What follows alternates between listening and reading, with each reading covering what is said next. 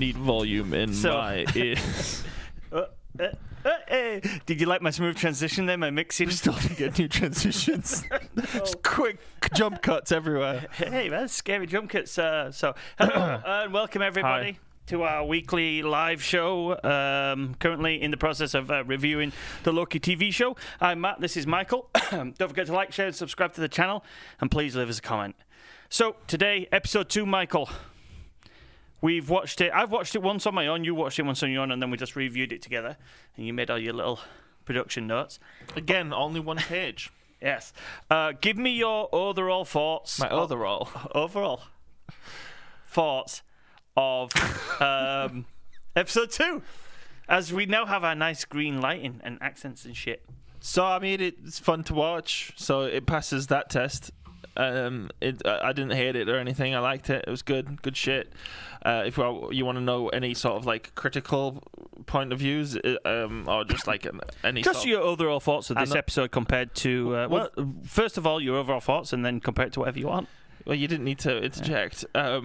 So my like critical analysis points of view on it would be it's very well written, it's very well paced, it was very well directed again. I love the music. I just can't get enough of the music. We got more theremin again, but it was different. It wasn't this like almost like a mini origin story like the first episode was, but also establishing not just the character, the world, the rules of this world and whatnot. There are no rules. Really, like, though, getting you thinking though about it, like just throwing all these wacky, trippy concepts in to like really get the mind going, cerebral, right? Whereas this one was like, no, now they're detectives trying to fucking work on a case, buddy cops. Let's go. And it's it still has little bits of world building here and there, but there is more of an actual plot in this episode. So those that's something again now with the serialization of series. I guess we'll have more to really sink our teeth into as each episode comes out. But now you said you didn't theory craft at the end of last episode. She said you didn't know what. Well, at the end of last week's episode, I had there's got to be a lot of theory crafting at the end of this one. Yeah, there's lots. So, all right, those are my overall thoughts. So I concur with you mostly. I still think it's the best Marvel TV kind of like series we're getting. These 2 episodes are better than anything that's come before. Was this one as good as the first one? For the most part, the actual episode itself, 95% of it wasn't as good as the first one, but then the last 5% at the end literally ramped up the stakes. We'll get into spoilers shortly. But my other thoughts were I enjoyed it. I can always tell I enjoy a TV series when I don't know when it's going to end. That's a good point of view. I like that. And I'm not flicking on the timer to see how long's left. I'm just engrossed in it. And that's what these first 2 episodes have done. Can I interrupt for a second there? Yeah. That's the opposite for me. I find if I'm enjoying it, I look at the time. Because you don't want it to end. Yeah, exactly. I want to see, is there more of this? Yeah. Oh, and then you look and it's like, no, there's 2 minutes left. Shit. See, I don't even do that because I'm so engrossed in the story. Looking at your phone and stuff, that's a modern day metric of however. Oh my god, no! My last roommate looks at his phone every 30 seconds. It's like a nervous reaction. He can't I'm sure he can he's asleep at night and he's doing this. He's just fucking looking at his phone. I do that. What are you saying? So honestly, I'll look over at 3 a.m. just to see if we got any new views. Yeah. I thought you'd find that funny.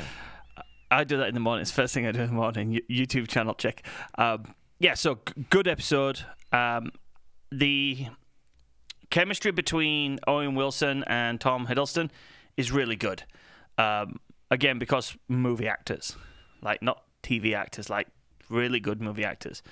That's not fair to TV actors. What number? Technically, because I know what you're alluding to. Technically, they were movie actors. They've been in movies. Yeah, that's true. Yeah, we were trying not to. You don't need to beat around the bush. It's just they're two. We talked about this in our preview. would they basically just like chew the scenery and not steal the show because it's their show, but just it doesn't have to be about Loki. It doesn't have to be set in the Marvel universe. It's just those two on screen in this role together, in front of each other is just great. It's fucking great. Well, that's the point. Because don't get me wrong, the stuff that you see Loki do in this episode on his own is good, but when it's him and Owen Wilson, when it's Hiddleston and Wilson, it's way better. So anyway, on to the spoiler section, because that's the part we like doing the best. We'll hand it over to you, Michael, to run us through the episode, and we'll talk about the points that we've highlighted that we liked, and maybe with some points that we didn't like. So over to you. All right, so as I think you maybe said off the top of the hour, but I wasn't listening, Loki episode 2 is called The Variant. I didn't mention the name, but it's The Variant, everybody. It is once again directed by Kate Herron, fantastically directed show, and written by the series creator Michael Waldron and Eliza Karasik. Well, just to touch on that before we get into the actual in-depth stuff, both these episodes, visually, the way they've been shot, is next level from the first two series that we've got. It's very cinematic. It looks like WandaVision's shot really good. It's shot very good for its medium because it's supposed to look like a sitcom. We're going to always be going back to criticize Falcon and the Winter Soldier, but Falcon, I understand now what you meant when we were having that discussion live on air about the shaky cam and stuff. There's a scene in this. Again, this isn't a spoiler yet, but there's a scene where there's a fight scene. Yeah, but it's like a basic brawl fight scene with a bit of shaky cam in it. But it's shaky cam with a shot. I think it's called a tracking shot. Where they follow the fight going, and it's not. And it's not quick cut, so like so it was cool. I was like, oh, my eyes can kind of keep track of what's going on. Good job, cinematographer. So now I understand what you were saying. Like, if there was a lot of quick cuts in there, it would have been jarring. So for the most part, this is some nice, comfortable, static shots, over the shoulder shots, wide shots, and a little teeny bit of shaky cam, and it's used perfectly. It makes it so much more easy to digest for your eyes to digest. Yeah, definitely. So anyway, let's go in depth into episode 2.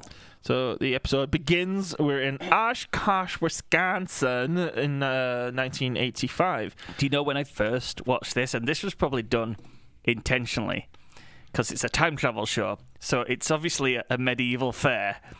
But I was like, oh, Oshkosh, Wisconsin, it's medieval, we're going back in time. And then when it said 1985, I'm like, my instant thought was, oh my God, something's happened to the timeline that 1985 is like medieval. But you pointed it out in the second video. Well, I've got two things to point out. Hang on, you pointed it out in the second video. Yeah, let me point it out. Let me point it out.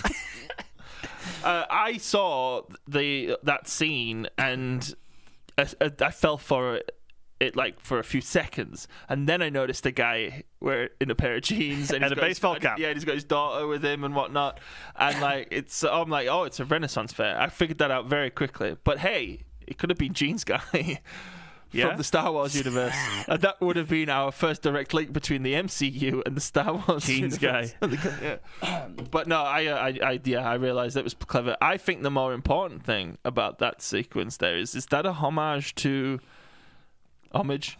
Back to the Future? 1985. Going to 1985, yeah. Why do you think? Gonna go back to 1985. Do you think what's it called? Hilldale or Hill Valley is in Wisconsin? Hilldale is where he used to live. Yes. Oh, it's where we're gonna live. Yeah, that's the name of the estate. Hill Valley's the Leon Estates is the name of where he lives as a kid. I don't know, but no, I don't think it's an homage. I think this whole multiverse, this is another conversation for a different time. We already recorded it and it's on the channel. You can go check it out. But that whole idea of the multiverse and like movies taking over each other and whatnot, that is something that I'm worried could happen. You could see a Marvel film set in a Back to the Future universe. Well, more likely Star Wars. Like Star-Lord comes across... Star Wars as well. Everything. Predator, Alien, everything. Well, what's it called? Star-Lord comes across Luke Skywalker because he's getting rammed into everything these days. So, do you reckon it'd be CGI'd? Or it'd be old Luke Skywalker that meets Star-Lord? No, it'll be Sebastian Stan. I think honestly, just going way off topic here, I think Disney have learned that CGI is not the way to go. Oh no, of course not. But yeah, we're in Oshkosh, Wisconsin, 1985. A bunch of Minutemen show up again. Presumably they're after the Loki variant, and they get there and it's an ambush. Loki is somehow able to actually, like, this variant can have a knife fight with one of these Minutemen, whereas our Loki can't. He gets beat over the head and slow-mo. But conveniently, this one can get into a knife fight with someone. But this one's been fighting the Minutemen for a while, though. Remember, when Loki gets hit first, it's because he's still... Yeah, I'm Loki, and I'm. And there's not to mention as well that Loki has also infiltrated the mind of one of them and caused a distraction. Well, that's it. We see another great power from him: the fact that he can control somebody's mind. We've not seen him do that yet. The only time we've seen him do something like that is when he had the scepter with the Mind Stone, and he touched him with the scepter.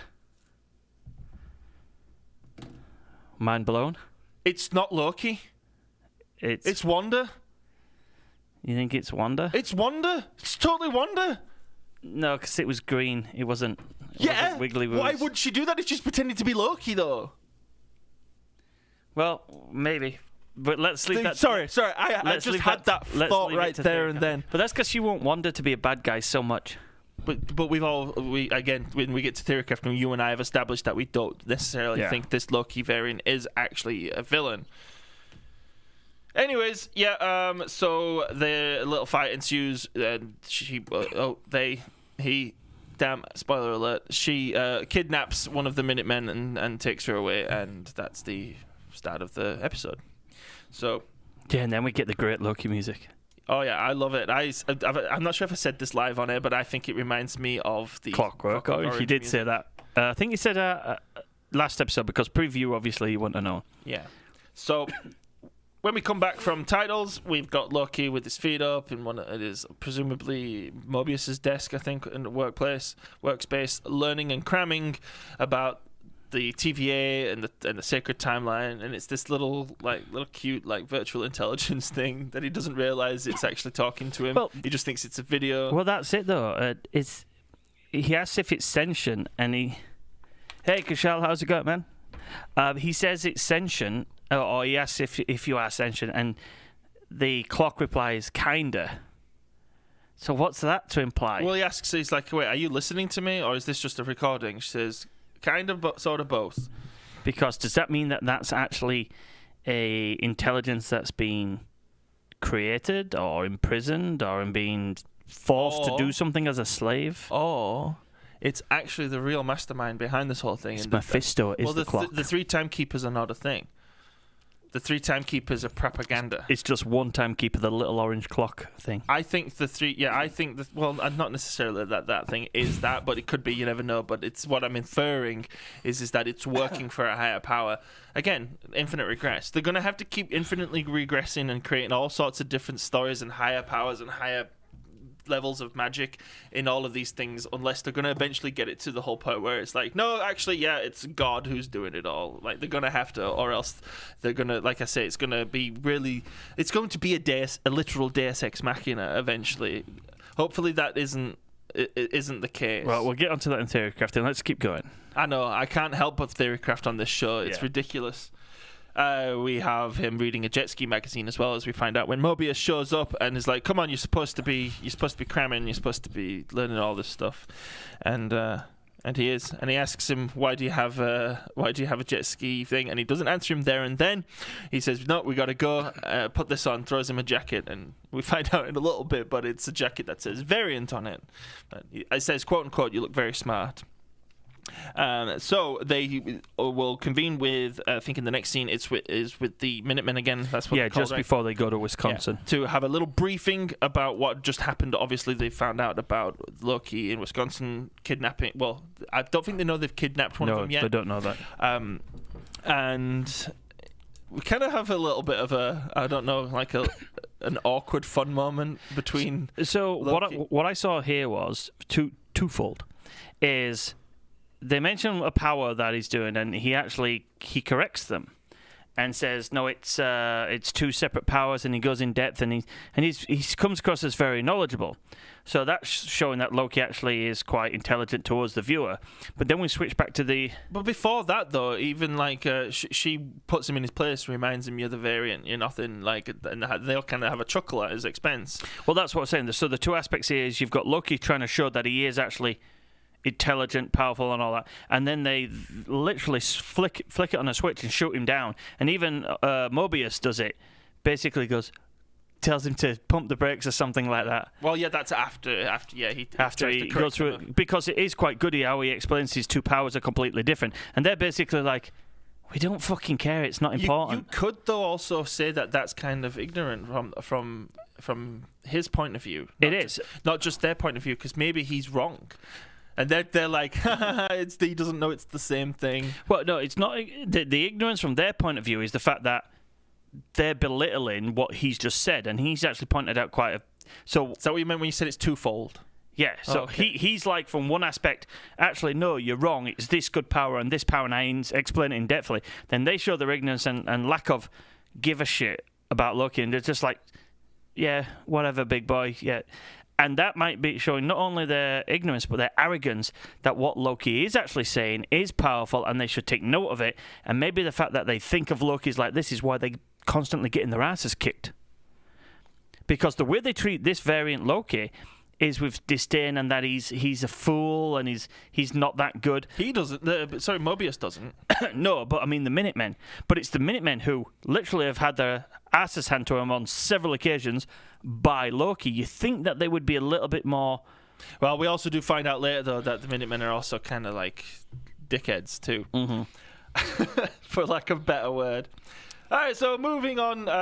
We have the moment where he tries to, as you said, point out that they're different powers. He finds out though from Mobius apparently that he's going to get a audience with the timekeepers, and that's on the table, and it's, well, he uses that as like a way to try and focus. Well, but the great thing about that is that's how you do like the whole bait and switch thing well, because it's not complex. It's Loki wants this thing, and we know Loki's a trickster.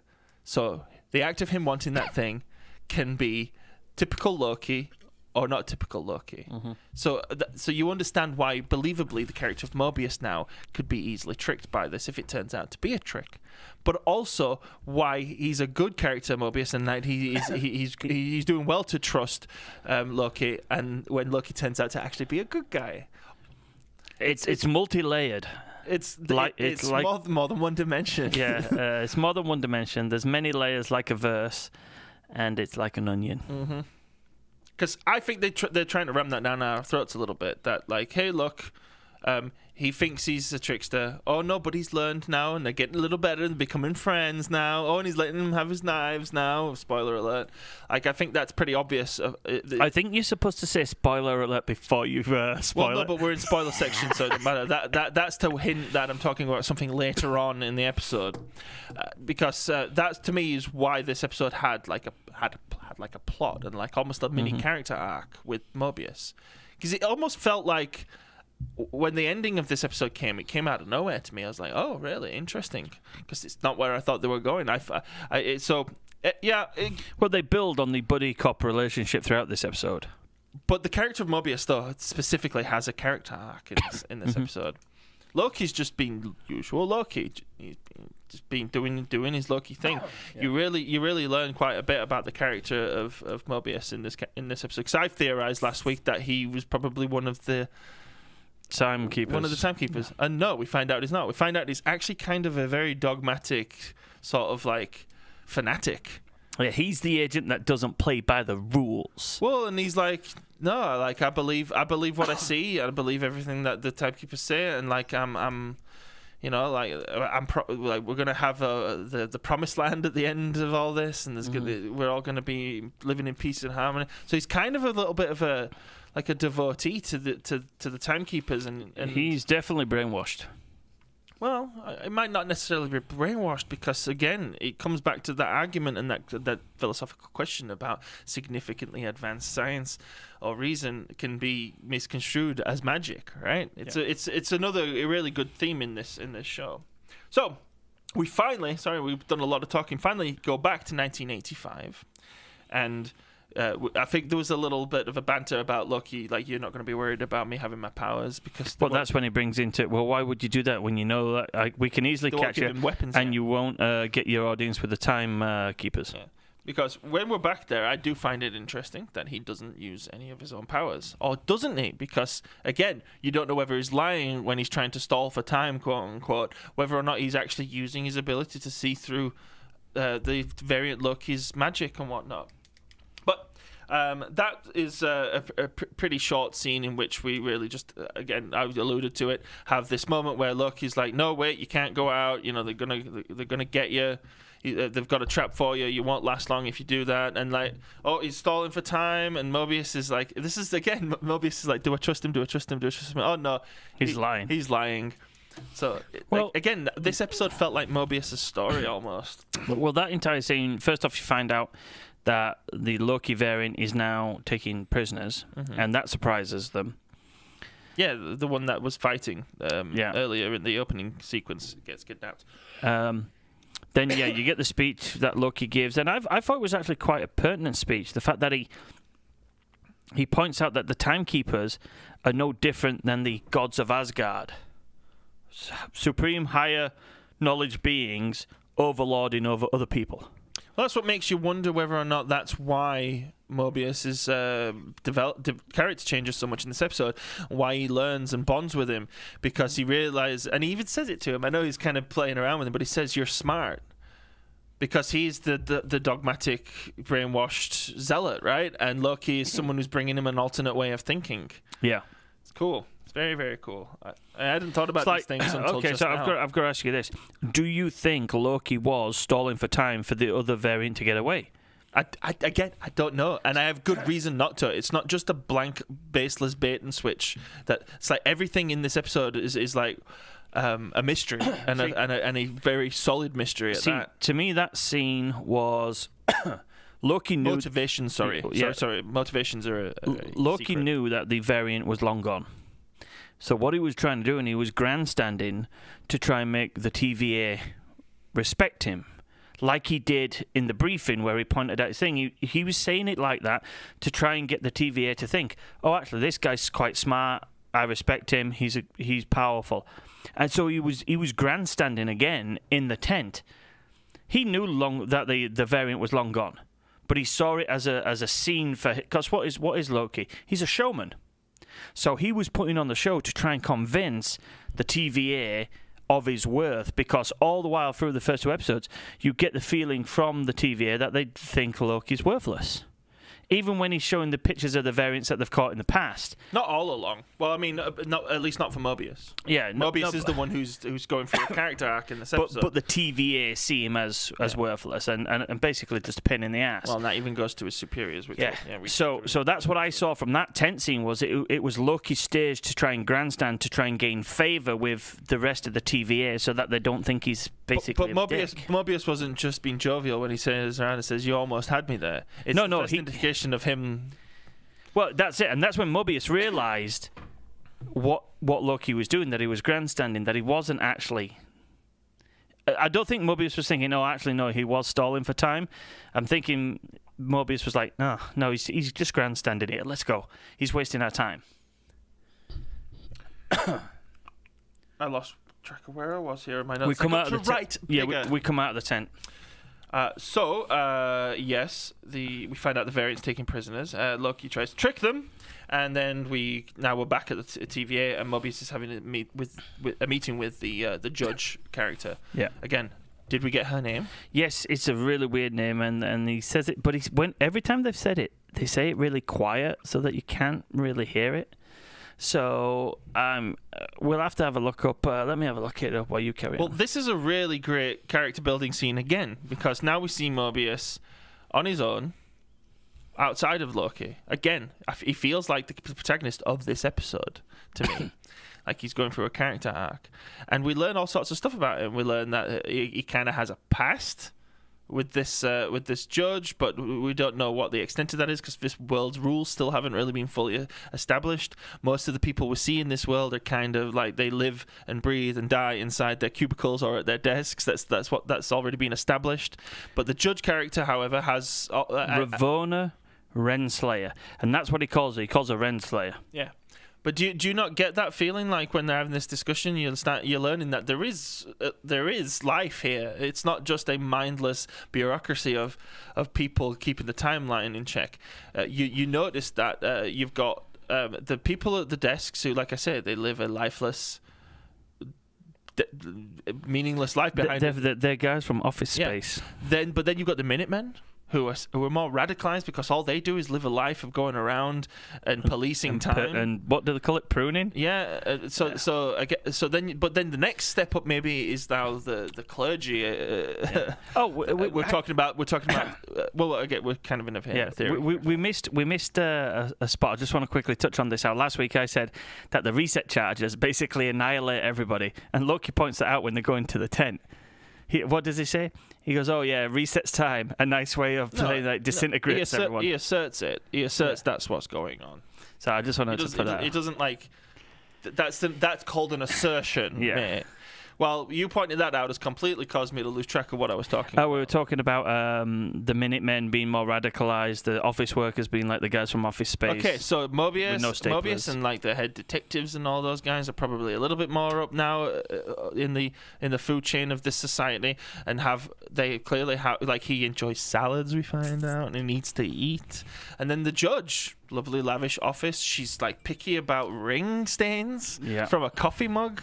Right, yeah, from his drink glass, and she's got souvenirs as well from missions, which kind of counteracts the whole point of the sacred timeline. If you're allowed to take, because they exist inside fourth-dimensional space. Those are variant objects. Yeah, they exist outside of time, though.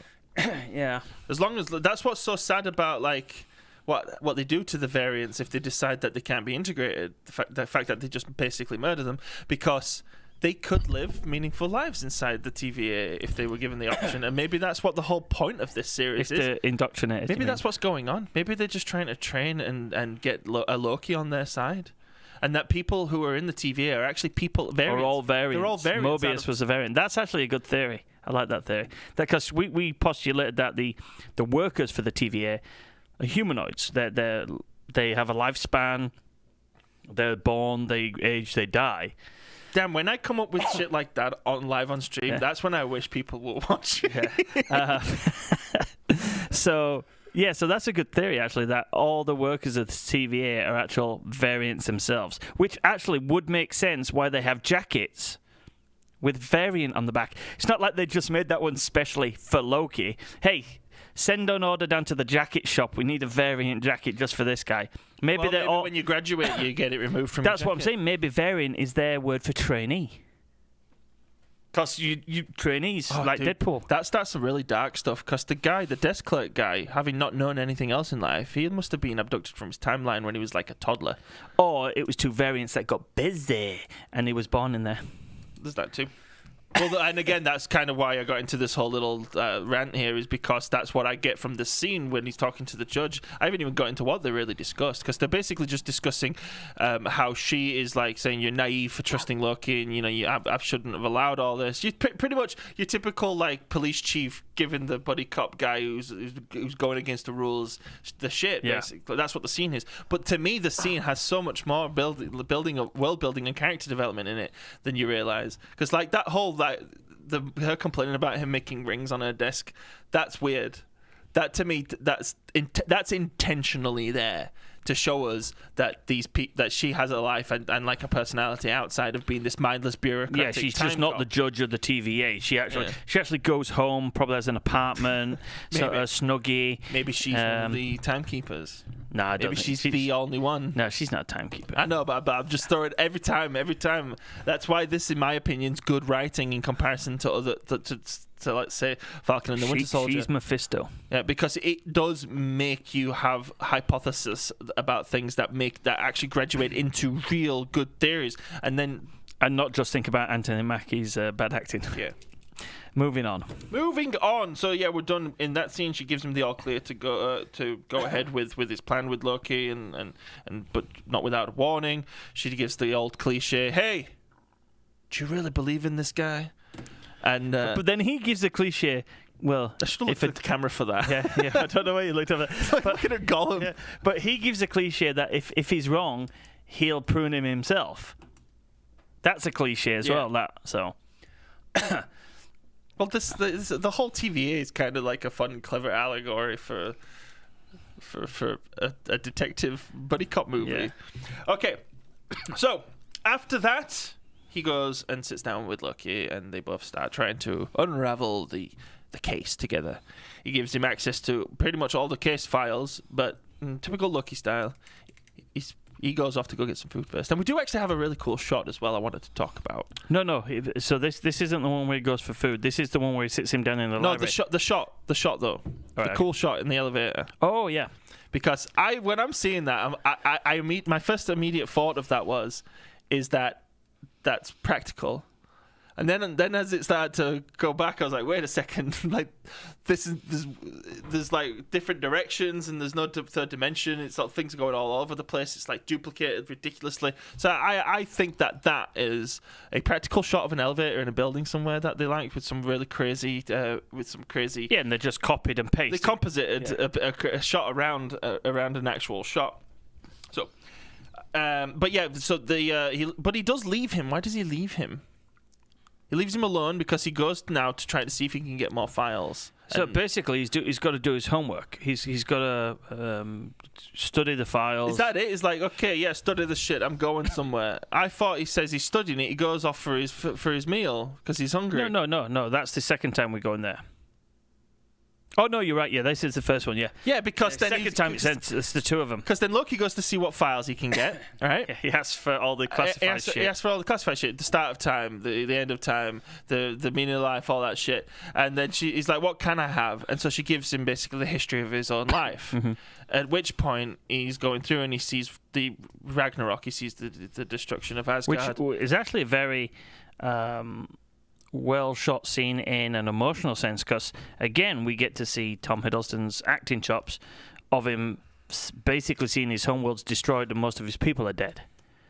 Well, you also see something that that's in the writing and in the details there. That's kind of one of those that isn't important, but if you read into it and think about it, there's probably importance to it, because I pointed out that there is actually a discrepancy in every timeline event when that it's reported whether or not it's going to create a variant. Yeah, nexus energy. Yeah, which means there's a standard to that variant, which means that variant, well, multiverses do coexist really tightly with the main universe creating our timeline. And so, like, it does start to add again, more nefarious purposes possibly behind what's going on here. Because I don't think that when they go back in time...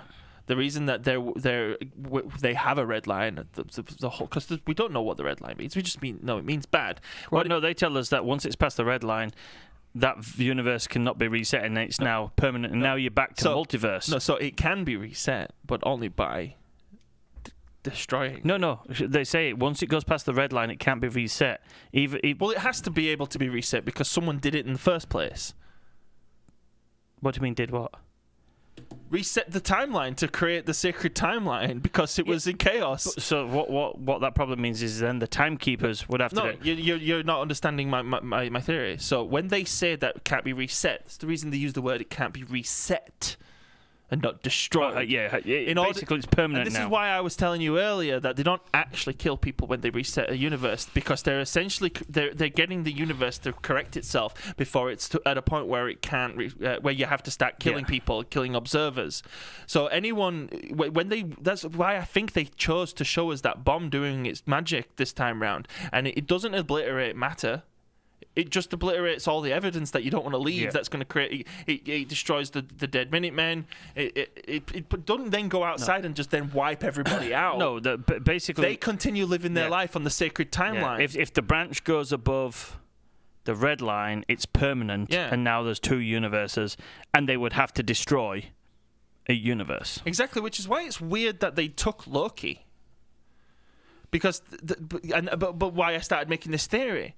Why take him in the first place? Just go in, drop your shit, let it take care of him. And kill him. Because they have to be able to find out if they can reset him back into the timeline. But also they took Loki because of where he became a variant. Mobius, the whole point that they arrest him is because Mobius gets the report that this is who's come has been arrested, and he's like, no, I think I can use this guy. No, but he's already been arrested at that point, though.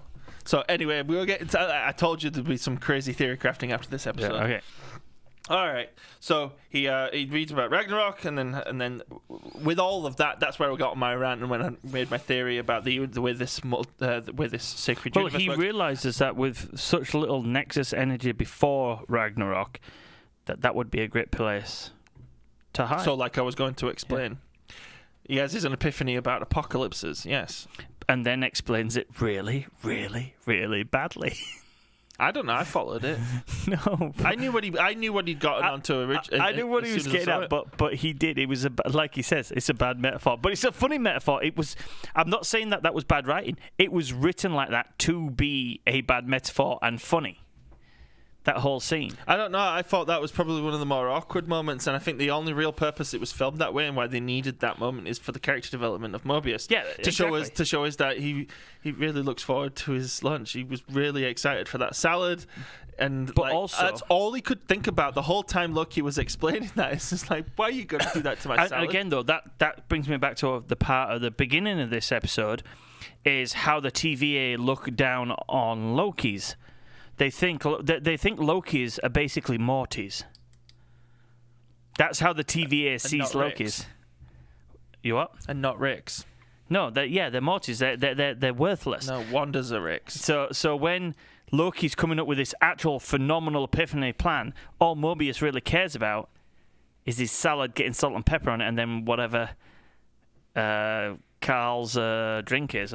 Yeah, character development, because he's got to, as the episode go on, start to trust Loki and realize that Loki's actually intelligent. Yeah. So that's it's just interesting how you and I always have two ways of explaining the exact same thing. Two ways. Yeah. All right. So to test this theory, which now did we explain the theory properly? Well, the theory is that Loki realized that around apocalypses, specifically Ragnarok, noticed it's on. There's very, very, I think it's something like 000. Yeah, you don't have to worry about variants being created because all the observers in that situation are all about to die in an apocalypse. So there's no Nexus energy. It's something like 0.0000098. This is why maybe I read too much, because that's the whole idea behind multiverses existing. You need to have observers in order for that to work, right? So naturally, the universe can continue on, and not because rocks don't make choices. Only humans or living things make choices. Well, that's a good thing. So, like you're getting on to now, is he convinces him after his bad metaphor that it's at least a theory worth testing. Mm-hmm. And that's where we have the conversations where he's like, I'm not going to take you out in the field for you to stab me in the back. And he's like, oh, I won't do that. That's the worst way of it. He's like, I've read your entire history. You've stabbed someone in the back literally 50 times. Yeah, because it would be kind of a cop-out if it turns out that Loki was just manipulating the whole time, right? Because it would go against kind of the themes of the show so far. Because to me, Loki this isn't Loki anymore. This is now a fourth-dimensional being. This is the variant. This is a guy who knows that there's something outside of his own universe. He knows that nothing matters. He's, again, Morty. Because what does he say to Summer? It's like, that's my cops out there. Look, nothing happens for a reason. Everybody dies. That's pretty much where Loki's headspace is now. So it wouldn't. To me, it would be out of character of this new variant Loki character to betray them, to rule the TVA. Yeah, definitely. I feel like the character growth is earned at least that much that you can now it's getting there. We can now root for Loki. We're allowed to root for him and not feel bad. I still think when later on in the episode he's still in the mindset of trying to be self-serving, but you're right. He's progressing. Just as he's progressing towards that, Mobius is also progressing to the point of trusting Loki. So his personality is staying the same, but his intelligence is going up. That's what's going on with Loki. So the way that he creates the variants though is pretty funny. He basically hops on a goat cart and starts telling everyone, "Your doom is upon you." It's what he says before it though.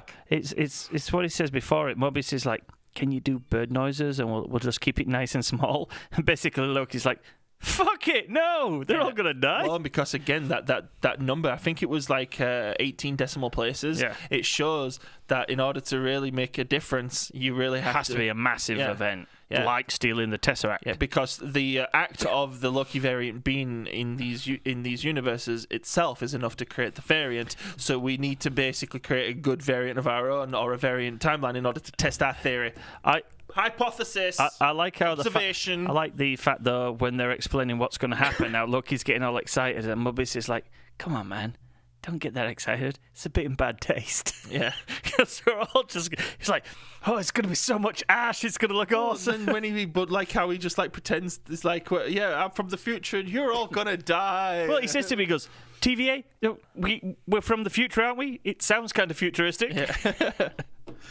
And it works.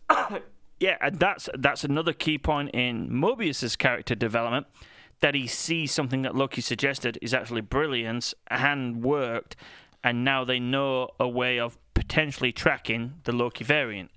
Well, and so he comes in giving his cop cliche, running through the office, telling everybody what they got to do, and they got to, you got to take into account in your research with any patterns with the variant of when he's used when there's apocalypses and all that, blah blah blah blah, and then bang, cut to them what's it called, kind of like because there's just too many and passed out to sift through. Although only Loki's passed out, Mobius isn't. Which again kind of now throws a kind of a hurdle at me for my opinion about them being actual mortals, because you never see any of these people sleep. Because he thinks like, "Come on, get up, we're gonna go do this." What time goes different? Yeah. Oh, okay. Yeah, I guess. So he tells Loki to get up, and then now they go to the second dining room event. Yes. Because he asks him, "Why do you have a magazine for jet skis?" Because jet skis are cool. Awesome. Yeah. It's like this one moment in the early 90s when everything just came together in absolute perfection. But is he meaning that, is there more depth to what he's saying there? He's basically doing the whole like American Beauty plastic bag in the wind kind of monologue. What he's doing there is proving that at least Mobius is a human. Because you think about throughout all of time, he picks specifically the 90s, on Earth, and a jet ski. If we're thinking these are trans-dimensional time beings that can go anywhere in the universe at any time, we haven't seen, and this is what's a little strange so far, that what we've not seen is all the transitions to different time periods via the Loki variant or the bad Loki they're hunting have all been on Earth. Do you not find that weird? They haven't gone to, let's say, Nova. Because Loki could go... Think about the Loki, bad Loki, the one they're hunting. Well, I mean... He's Asgardian. Why does he keep going back to Earth? Well, because Earth is currently destroyed. What do you mean? Earth's destroyed. Not Earth, sorry. Asgard is destroyed. Yeah, but he travels in time. So yeah, but he can. It's all, as it's mentioned. It's all, what's it called? It's all real time, right? So from the moment they go back somewhere, they can only stay in that place for as long as it's around. Yeah, but no. So what I'm saying is, also he'd be noticed in Asgard because he's Loki. But he wouldn't be noticed on Nova. He wouldn't be noticed on the Ravager planet. That's what I'm saying. But Nova's destroyed as well. But not if he goes back in time to 1985 and over. Again, there's got to be something in this writing that every single time they've travelled, they've gone to Earth. They make some mambo jumbo thing about how everything's in real time, right? When they open these doors, they have a certain amount of time to basically go somewhere and then fix it, right? So I feel like oh yeah. So what he's saying there is from the moment the variant's done, that's when it starts running in real time. They have X amount of time of real time. So they couldn't go back to just before the variant was made because they'd still be on the sacred timeline. They won't be in that variant time stream. Because the variant goes always into the future. Not always. Yeah, so the first time we see them, it's like the medieval times and whatnot. And they find in the final moments of the, what's it called? The first episode? Where he sets everything. It's Oklahoma. Well, okay. Well, it's definitely further back in the past. It's more like peasants and but they go to Pompeii, 49 AD, again Earth. No, but they go from the TVA. The variant itself is going forward in time always. No, it's not. every time they go to a new place, they're in the future from where they were in the previous one, or at least those are the ones that we've seen. Yeah, but that's what I'm saying, though. So, there must be something specific about the writing that they can only go to times on Earth, though, as well. That's my point. That's what I'm trying to say. How the whole idea, concept of what they were trying to say about time being relative, that's connected to it. It's not just location; it's also locations in time. Well, no, because the evil Earth's probably like a big nexus point. The evil Loki has been hiding in 2049, is it, Alabama? All this time, he even says, he goes, the variant keeps going back there because there's food, there's water. He could survive there for as long and we'd never find him. Oh, so they're anchored in the future. Maybe. Well, that might be why it's always Earth. Maybe they have no choice but to stay on Earth if they want to keep that anchor point or something. But at this point, we're like, there's nothing in the writing yet other than a hint. But what I'm saying is that it could just as easily be all on Earth because. Lazy writing? It's not lazy writing. You've got the MCU, the Marvel Cinematic Universe. No, that's not lazy writing. That's not what makes lazy writing. Lazy writing is when you use contrivances and plot holes to explain away things that you don't want to spend time working explaining. Yeah, but if you don't even being on Earth, just being on Earth is just that could very easily just be a choice because it's easier to film locations on Earth. Like it doesn't like most of the. But I'm just saying that it doesn't. There's only a hint. There's nothing in the text. But don't you think it's weird though? I hadn't thought about it personally. No, I thought about it this episode because first episode I was like, all right, we're just setting the scene, but every single time we've seen them travel in time, it's to Earth. And again, it's just of note. It's just of note so far. So if it turns out to be something, congratulations, you figured it out first. It makes the universe very small if you keep going back to fucking Earth. Earth's boring as shit. I don't know. If I could travel around the universe, I won't fucking stay here. But again, I was saying this in our preview. It's hooker planet where the Ravagers hang out. I was half expecting a lot of on-location stuff for this show, but so far it's actually been all in the TVA, basically, all on the green screen. And even stuff on Earth is like you could tell that Pompeii scene was a set with a composite shot on a green screen behind them, and so was the Renaissance Fair. Was a soundstage. Yeah.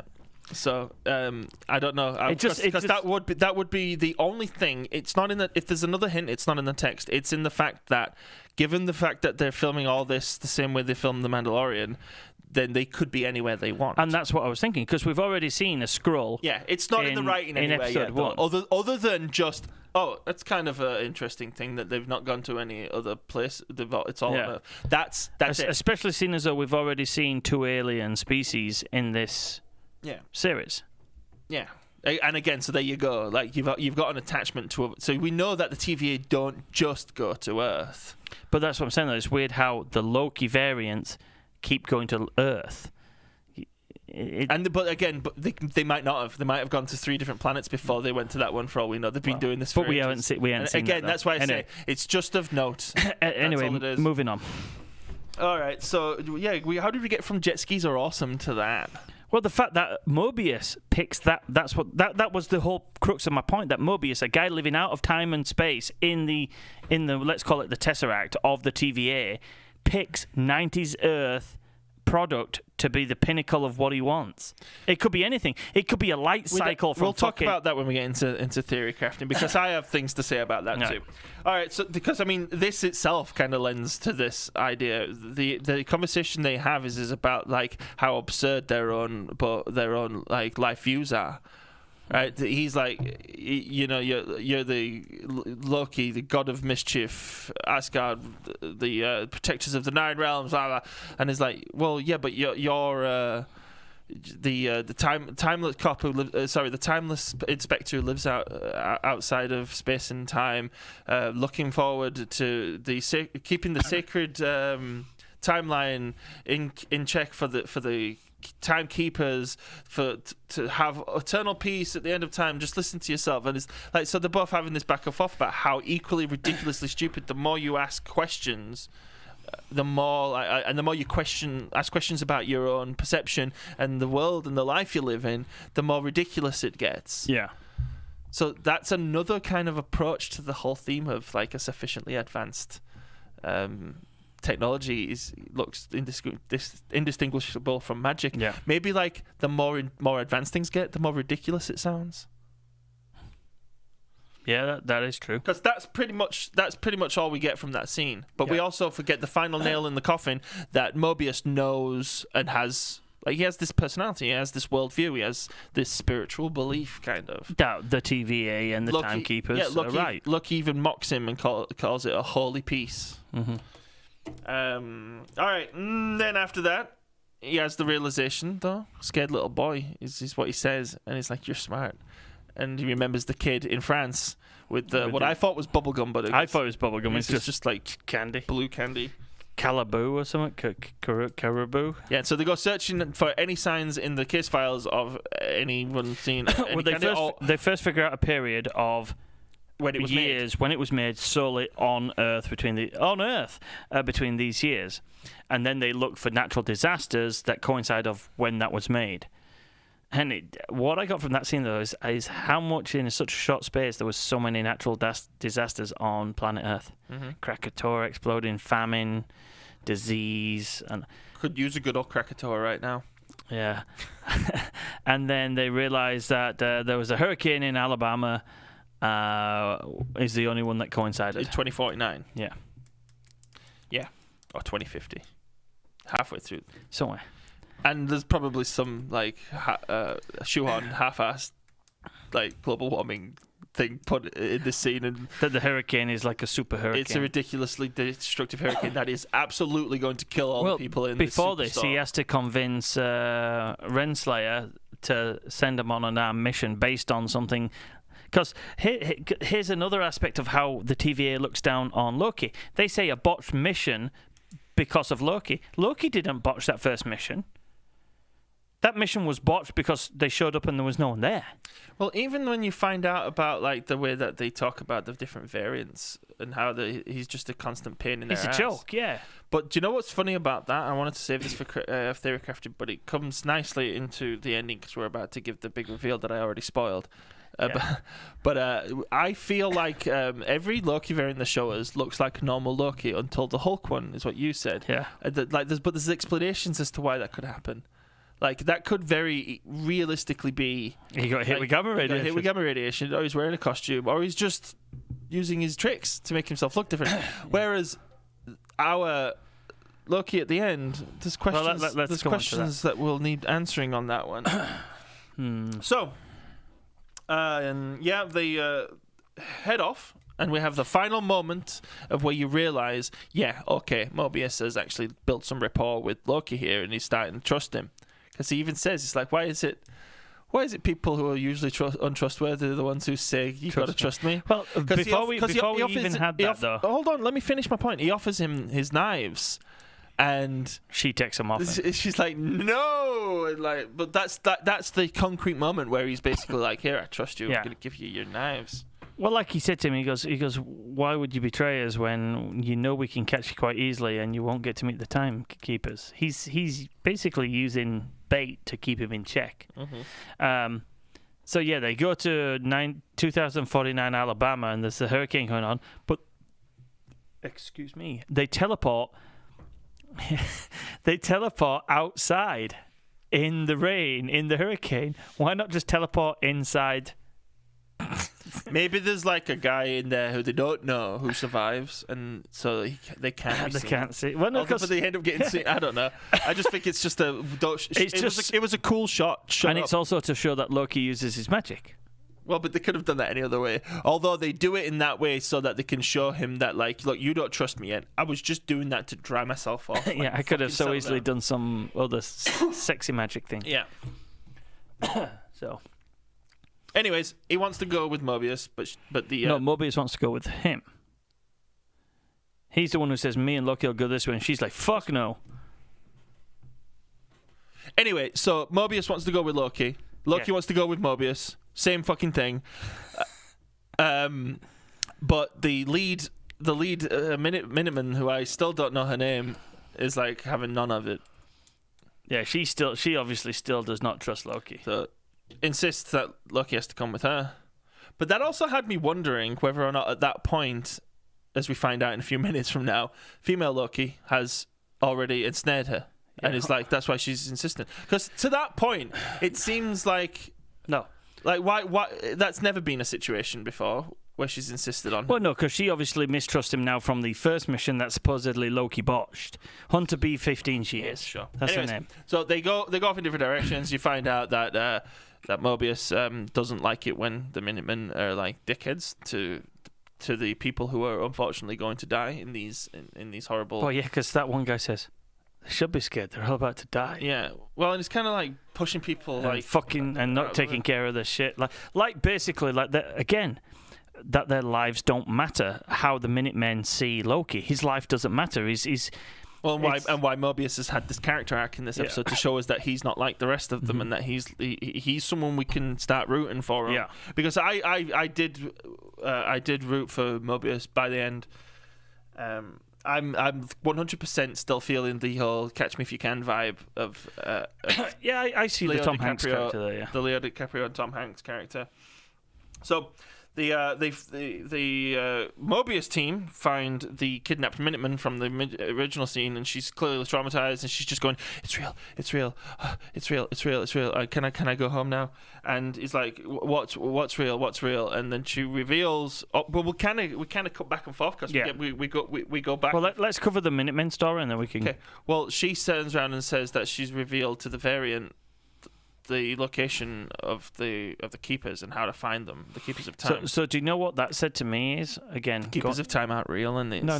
There's just something else. No, going into a bit of theory crafting is she was talking like she was someone who was indoctrinated into a cult and had the wool pulled from her eyes, and she sees what real life is like. She was acting a lot like how Scientologists act when they leave Scientology. Oh yeah, she looked like traumatized by. She looked like almost like she was suffering from PTSD. Yeah, so that says to me that the evil Loki, as we're going to call them from now on at the moment until they become good, has shown this Minutemen the truth that the Timekeepers are the bad guys. Oh, not necessarily so much the bad guys, but that what real life should be like. That what they're doing is vastly different from what real life should be like. Yeah, of course. That's what I got from that scene. That to me is more Cthulhu-esque than finding out, oh no, my bosses are bad guys. Yeah. No, to find out that the world as you know it is like fucking just not the way it should be. Yeah, that is far more terrifying. And that's what I got from her actions. Yeah, because also lead Minuteman, when she wakes up from her stupor, also has a moment where she's like. But she also knows what the Loki variant's about to do, and so the Loki variants, the Loki variants have this kind of exchange with each other where they're basically one of them is explaining that in far too many words that they don't care about power anymore. Their ego is completely gone, and they want to just they want to fuck it all up. The evil Loki. They want to just destroy the shit out of it. Well, our Loki still kind of holding on to this possibility, this idea of his old school ways. Maybe he wants to rule still, and she even points out, it's like, I don't want to rule, right before, because obviously we go from person to person, and he has a big throwdown fight with a big dude. Miss Randy. They're all being controlled by evil Loki while she's running around setting charges and whatnot. But when she finally reveals herself, it's after the delivery of that line. Yeah, it's like and she says, "Don't call me Loki" as well, which means she don't even identify as Loki anymore. No, which is fucking really, really cool when you think about like that as a villain's motivation, like everything that made Loki has been stripped from her. But even why I don't believe necessarily that is Loki or that person is a villain either. That the person behind all this is, as you quite rightly point out, trying to pull the veil away from everyone. Yeah. So the female Loki, or the evil Loki, as we now call, we call a female Loki. Yeah, it's revealed she's a lady. My theory is the fact that she has seen what the universe should be like, how it was originally with multiverses, and that the Timekeepers are evil, and that she's trying to undo what the Timekeepers did. Bring back multiverses is kind of what I was thinking, especially with what she does at the very end with all the reset charges that she's been collecting. She basically bombs the sacred time. They even say somebody's bombed the sacred timeline. you can't get more on the nose that someone's trying to destroy the sacred timeline and bring back multiverses. Mm-hmm. So I think that in her mind, that's her way of doing it. She's not trying to kill the Timekeepers. She's not trying to kill the TVA. She's trying to cause chaos. She's trying to create the multiverse of madness. Well, I don't think she's trying to create the multiverse of madness. She don't realise it's going to be the multiverse of madness. No, she's trying to recreate the multiverse. Yeah, but it's going to be... Oh, yeah. Like, you don't announce a film after this called The Multiverse of Madness. It's kind of another sort of terrorism allegory again. With like, we basically have a character who has these... what she considers probably a true motive, a motive that she believes and must carry out, but it's going to kill lots of people because those things that they use to reset the timeline, the way she's using them, she's weaponizing them, as they say. She's bombed it. Yeah, so she's trying to destroy. She has killed people in the sacred timeline now. Which, like, how do you even fix that variant? Because you have to literally be there the millisecond before those things go off and stop them. Well, that's just it. She has now caused chaos in the TVA to cause, we saw from the diagram, basically a variant for every single reset shard she had. Mm-hmm. And we know she's been collecting them for months, basically. Yeah, and that's essentially the end of her monologue, really. It's like, I don't want to rule. I want to change it all up. I think it's hinted that it's about I'm villain, I want to destroy, but as we've been discussing and theorizing, it's probably a little bit more nuanced than that. But either way, this is she's not the ruling Loki who's interested in being the god of everyone. No, and the fact that she doesn't even contemplate killing her variant herself, her male counterpart, she literally just does a quip, opens a doorway, and buggers off. So presumably Mobius is onto something though when he sees what she's doing. And he's like, where are they going? Like he's aware that that's a possibility that someone can do what she's done. Because when he starts running back to go try to stop Loki, he's made this connection. He's made this connection that she's tricked Loki and she's taking Loki with her. What I think there is Loki's taking Loki with her. Yeah, I think Mobius at that point though thinks what you thought she was doing. That she's trying to reset and bomb the TVA. And he's like, where are they going? Not actually that she's sending them back in time to the sacred timeline to blow that up. But I got the impression, though, that he's made a realization about Loki, though. Like, our Loki, good guy Loki. Because he's Loki, no, don't Loki, what would stopping him from going through there do? That's what his last words to it. He's telling him, don't go. So I think like he's made a realization there, and see now that's text, Matthew, because that's in the fucking script. Yeah, but what's he realized that Loki going through that door? That's what I'm saying, and it's about this whole idea between like you don't really know. We know that Loki's a trickster, but we also know that his ego's been destroyed. We also know there's fucking thousands of different millions of different infinite variants of how he can be, and that this one is basically he's going to be turn heel, usual trickster, stab everyone in the back Loki, or he's different. He's this learned Loki. And so him going through that door, we even said it as we were discussing. We're like, it kind of looks like he's trying to give Mobius like a look as to be like a look of reassurance. I'm going to get her kind of thing. Yeah. Whereas Mobius though sees it as like as escaping. He's not just escaping, but he's teamed up with her. He's gone with her. Yeah. Maybe. That's the end of the episode, though. So, good episode. Do you have any other theories that we haven't covered? Because we kind of theory crafted as we went. My main theory of this whole thing is that's not Loki, that's Wanda. You think the female Loki is Wanda? I do. And it's now because of how compelling of a thought that is, that even when he sees her, she's got the green around her hands, like a witch. Yeah, that is. I mean, I'm sure like Loki could do that too, but still, the whole idea of like the eyes changing color because that person is taking. That's how she does it. He's implanting ideas, taking control of their bodies, which she does. She takes control of the whole city. I will say this: that's fucking out there. That would be sweet if it's Wanda, because I don't buy the whole female Loki thing. Not because I don't like the idea. It's cool. It's interesting. But to create a female Loki would have caused such a massive variant. Exactly. That's why I don't like it, because maybe that is why she's a variant. She's the only female Loki. That's why. Oh, there you go. That makes it work. Okay. And the fact that we know how the TVA thinks about Loki's. They literally arrested her and were gonna annihilate her. That's even more compelling. And now it's like, fuck you. You tried to kill me. I'm gonna fuck you up. That makes her incredibly sympathetic as a villain, because now we know that's why she's doing what she's doing. Because Does she knows Sam's name though, because sympathetic villains all have to know Sam's name and call him by his first name. Well, she knows Loki's name. But that's really good though. I like that. That's better than Wanda. Like the Wanda's out there. She is a variant because she was born female. Well, but that's why she's causing so much chaos, because it's like it's rebelling against the dictatorship that won't let me have my life. I want to live. No, you can't, because Loki's meant to be a guy. I also got the feeling maybe as well, and they could, but this would be a bit of a cliche, is the fact that not only is she a variant Loki who's turned against the TVA because she was female and the TVA tried to extinguish her, but maybe Mobius already tried to recruit her and then betrayed her. Well, and that's in the subtext, and because she says that to Mobius. It's not like this is the first time that you've let a variant run rampant, right? Yeah. So maybe that's why she's got to be in a bonnet about the TVA because of what the TVA tried to do to her personally, and through that she came to the realization of her indoctrine that what the Timekeeper's doing is wrong, and that it's her job to stop them. I still think the Timekeepers are evil, and I think our female Loki is trying to reset what the Timekeepers did when they won the multiverse war. Let's put it this way.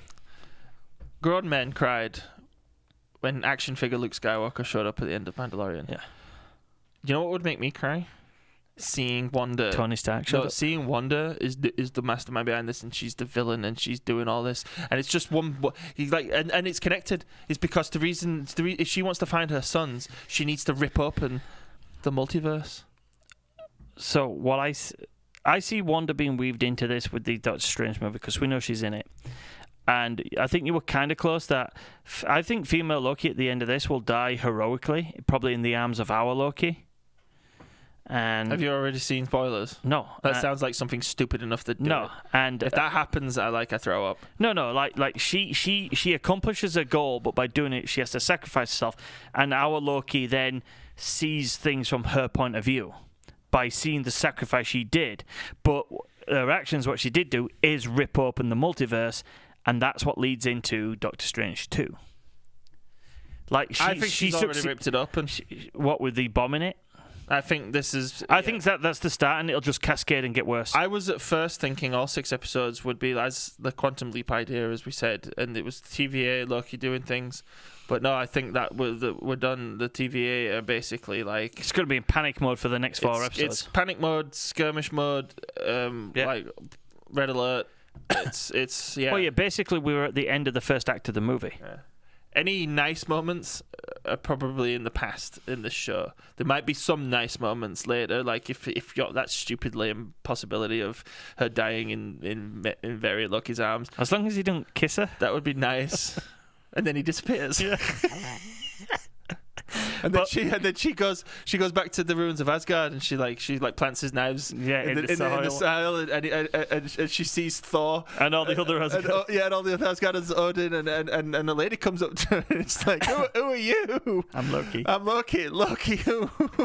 Loki Odinson. But I see that the fact that at the end of this, our Loki will see female Loki's point of view, and that's where that character will then move on from this series, and it will set us up with a destroyed sacred timeline, which I think is probably a good thing, and we now have our multiverse, but our multiverse has been born into chaos, and you need a sorcerer supreme. It's not multiple sacred universes working together as a multiverse. Yeah. It's the sacred timeline completely in chaos with multiverses intersecting and then you need a sorcerer supreme with the help of a being that can travel all dimensions, a Nexus being in Wanda, teaming up to try and fix it, or at least bring organization and calm to the chaos and keep the multiverse as it is. I don't see Wanda, the good guy Wanda. I just don't. Her character's such this. She's the tortured soul. She's like, hot take here, but to me, she's like Darth Vader good if she turns into a villain, like straight up. Like if I'm right and Wanda is the new villain of the MCU, she's the new big bad. She is literally Elizabeth Olsen, good luck getting cast in anything ever again. Yeah, she is going to be Darth Vader levels good villain. I just don't see it happening now. Why though? So you don't think that ballsy? No, I don't. I think the outpouring of love. She's inherently a villain. Hang on. You know that, right? Yeah. The outpouring of love for that character from the fans to turn her into a bad guy, even a sympathetic villain. I think you underestimate the fan of the heel turn. Man, people love a villain. What was it we were watching the other day? Like, everybody wants the villain action figure. Everybody wants Darth Vader, Kylo Ren. Nobody wants Rey. Or we were on about action figures at Solmore. It's the villain action figures. So, like, I don't see it. Turning her into the main villain would be, and it's not like it's like being ambiguous at all. Like, she's done shitty things. Yeah, she even has like evil red eyes. Yeah, but that moment in the end like credit scene of WandaVision is genuinely unsettling. But honestly, you don't think that's unsettling? That sequence when she's like. No, because she can hear a kid screaming. She's around learning the Darkhold, which is inherently that book. She's walking around doing stuff that the fucking Sorcerer Supreme says you're not supposed to be able to do. You can't like project. She's like reading. Yeah, she's reading the Book of the Dead. Like that is unsettling shit. It's meant to be unsettling. I see her character because she showed remorse at the end of WandaVision. Well, so did Darth Vader. At the end, when he turned good again, he didn't. When he was Darth Vader, that details, Matthew. He didn't show remorse when he was killing younglings. But again, I'm not talking about Anakin Skywalker from the prequels. I'm talking about Darth Vader in the original Star Wars films. I don't see Wanda. The only difference being is it's reverse. He starts out evil, and we don't get to see him turn evil until we get shit prequels. Yeah. With Wanda, we've known. Well, she started out as a bad guy. Yeah. She started out as a bad guy who was being led astray and became a good guy, became an Avenger.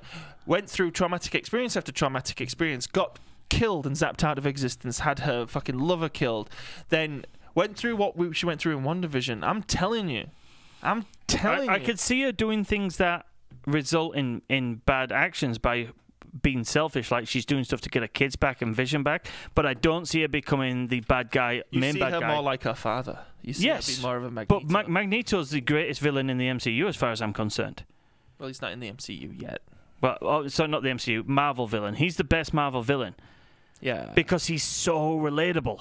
But he's still a dick. I mean, he's not that relatable. He's a Holocaust survivor. I'm not a Holocaust survivor, but you could empathize. I find her to be far more relatable.